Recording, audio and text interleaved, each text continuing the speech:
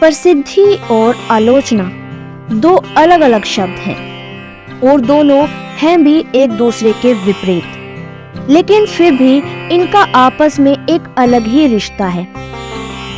अगर इतिहास को उठाकर देखा जाए या फिर वर्तमान को उठाकर देखा जाए, जब भी किसी ने अपने अच्छे कार्यों के लिए प्रसिद्धि हासिल की है, तब उसे आलोचना का सामना अवश्य करना पड़ा है। अगर नजर दौड़ाई जाए इतिहास में, जो भी धार्मिक नेता हुए हैं, जो भी राजनीतिक नेता हुए हैं, जो भी समाज सुधारक हुए हैं, उन्होंने अपने अच्छे कार्यों के लिए जहां तक प्रसिद्धि हासिल की है, वहीं तक उन्होंने आलोचना का भी सामना किया है। दर्शकों, समाज में दो तरह के लोग होते हैं, एक नकारात्मक सोच वाले और एक सकारात्मक सोच वाले। सकारात्मक सोच वाले लोग किसी अच्छे काम को करने वाले व्यक्ति को सराहते हैं, उसकी सराहना करके उसे प्रसिद्ध करते हैं। तो वहीं नकारात्मक सोच वाले प्रसिद्ध हो रहे व्यक्ति के अच्छे कार्यों को भी बुरा सिद्ध करने के लिए आलोचना करने लगते हैं। ठीक इसी प्रकार हो रहा है वर्तमान में भी। वर्तमान समय में एक धार्मिक नेता सामने आए हैं। वो धार्मिक नेता आए दिन समाज सुधारक कार्यों को बढ़ावा दे रहे हैं, जनता के हित में बहुत से कार्य कर रहे हैं, लोगों को सतभक्ति सत ज्ञान प्राप्त करवा रहे हैं, लोगों को एक नई जीने की राह प्रदान कर रहे हैं और समाज से बुराइयों का खात्मा कर रहे हैं। लेकिन कहते हैं ना कि जब कोई अच्छा कार्य करता है, तब नकारात्मक सोच वाले लोग उस व्यक्ति के पीछे पड़ जाते हैं और वर्तमान में भी कुछ इसी तरीके से हो रहा है। हम बात कर रहे हैं विश्व विजेता संत जगत गुरु तत्वदर्शी संत रामपाल जी महाराज जी की, जो कि समाज के हित के लिए बहुत से समाज सुधारक कार्य कर रहे हैं, समाज को एक नई जीने की राह प्रदान कर रहे हैं, जिन्होंने ज्ञान की गंगा पूरे विश्व में बहा दी है, जिन्होंने अपने अद्वितीय अनमोल ज्ञान से पूरे विश्व को प्रभावित कर दिया है। लेकिन वहीं दूसरी तरफ कुछ नकारात्मक सोच वाले लोग, जिन्हें ज्ञान और अज्ञान के बीच का अंतर नहीं मालूम, जो अपनी जिद पर अड़े हैं, जो कि सिर्फ आलोचना करते रहते हैं, जिन्हें सच्चाई से मतलब नहीं है, वो लोग संत रामपाल जी को लेकर कुछ टिप्पणियां करते हैं, संत रामपाल जी को भला बुरा कहते हैं। हालांकि उनके पास कोई भी प्रूफ इस वक्त मौजूद नहीं है, लेकिन वो संत रामपाल जी पर मिथ्या आरोप लगाते हैं। हाल ही में संत रामपाल जी पर यह भी एक मिथ्या आरोप लगाया गया है कि वे अन्य धर्मगुरुओं की बुराई करते हैं।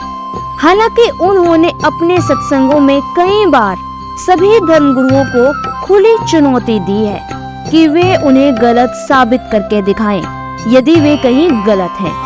किंतु आज तक जब से संत रामपाल जी ने धर्मगुरुओं को टीवी चैनलों के माध्यम से खुली चुनौती दी है, उस दिन से लेकर आज तक कोई भी धर्मगुरु उनकी चुनौती स्वीकार करने नहीं आया। संत रामपाल जी महाराज तत्वदर्शी संत कहलाते हैं, क्योंकि तत्वदर्शी संत के बताए हुए सभी लक्षण उन पर खरे उतरते हैं।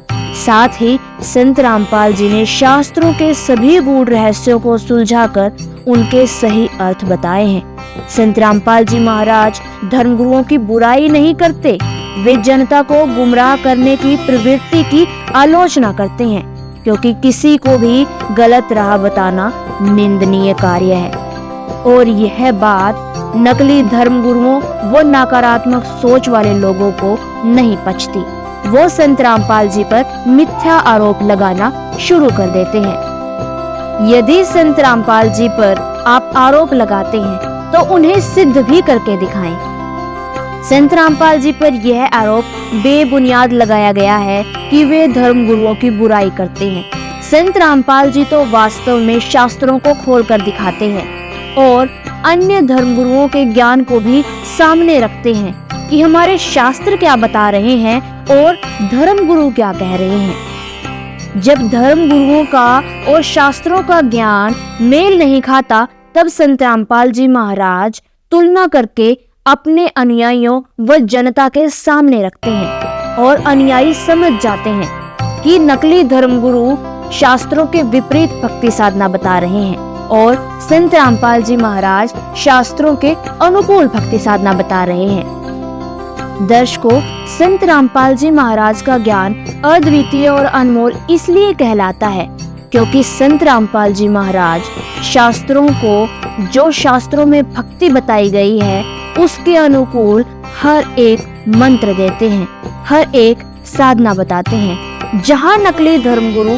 मूर्ति पूजा, भूत पूजा, पत्थर पूजा, व्रत, उपवास, तीर्थ जाना आदि को सबसे ज्यादा अच्छा मानते हैं और अन्य लोगों को ये सब करने की प्रेरणा देते हैं, वहीं उसके विपरीत संत रामपाल जी महाराज इन सब चीजों को नकारा करते हैं। क्योंकि संत रामपाल जी महाराज जी ने हिंदू धर्म के पवित्र वेद, पवित्र गीता, मुसलमान धर्म की पवित्र कुरान शरीफ, पवित्र ईसाई धर्म की पवित्र बाइबल और सिख धर्म के जाने माने सदग्रंथ गुरु ग्रंथ साहिब में से प्रमाणित कर दिखाया है कि ये सभी साधनाएं जो हैं मनमानी हैं। शास्त्रों में कहीं नहीं लिखा कि साधक को व्रत करने चाहिए, साधक को उपवास करने चाहिए, साधक को तीर्थों पर जाना चाहिए, साधक को मंदिरों में घंटियां बजानी चाहिए। संत रामपाल जी महाराज शास्त्रों में से श्लोक खोल कर दिखाते हैं, हर एक अध्याय को सामने रखकर बताते हैं कि इस अध्याय में यह लिखा है, उस श्लोक में वो लिखा है। वो ये सब भी प्रमाणित करके बताते हैं कि पूर्ण परमात्मा कौन है, हमें कैसे मिलेगा, हमें क्या साधना करनी चाहिए जिससे कि साधक की गति होगी, साधक को लाभ होगा।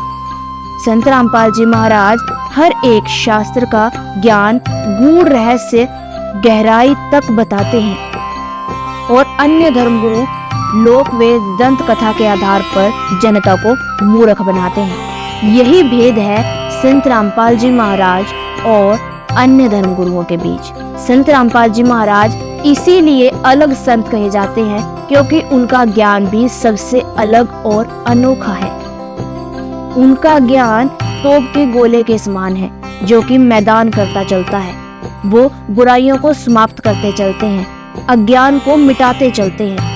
संत रामपाल जी के ज्ञान को ग्रहण कर आज लाखों लोग एक सुखमय जीवन प्राप्त कर चुके हैं, अपनी लाइलाज से लाइलाज बीमारियों से निजात पा चुके हैं। दर्शकों, हमारा आपसे हाथ जोड़कर यही अनुरोध है कि आप भी मिथ्या आरोप सुनने से पहले, मानने से पहले एक बार संत रामपाल जी महाराज का सत्संग अवश्य सुने। सिर्फ एक बार उनके सत्संग को गहराई से सुने, जाने, समझें, परखें और उसके बाद संत रामपाल जी महाराज पर कोई टिप्पणी करें। यदि आप भी संत रामपाल जी महाराज के विषय में, उनके सत्ज्ञान के बारे में जानना चाहते हैं तो आपको स्क्रीन पर अभी एक चैनल दिखाई दे रहा होगा जो कि संत रामपाल जी का ऑफिशियल यूट्यूब चैनल है। आप उस चैनल पर अवश्य विजिट करें। धन्यवाद।